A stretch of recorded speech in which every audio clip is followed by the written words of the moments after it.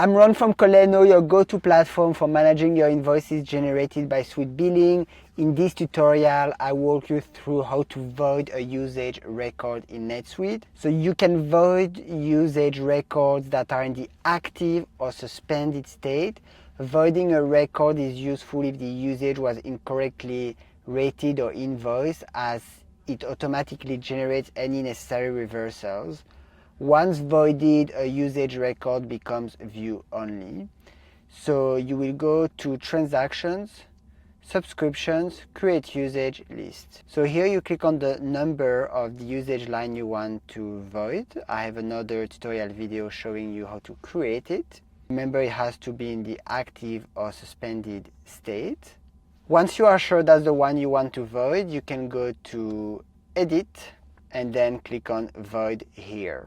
If you find this tutorial helpful, make sure to subscribe to this YouTube channel for more NetSuite tips, and thank you for watching.